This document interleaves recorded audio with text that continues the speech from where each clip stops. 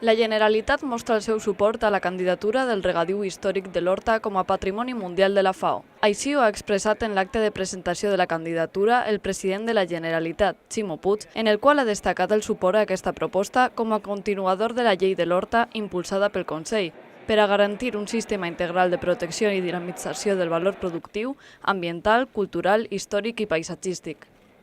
És una candidatura recolzada per una realitat quasi única. De fet, l'informe d'Obris de l'Agència Europea de Medi Ambient recorda que només resten 5 espais semblants a la Unió Europea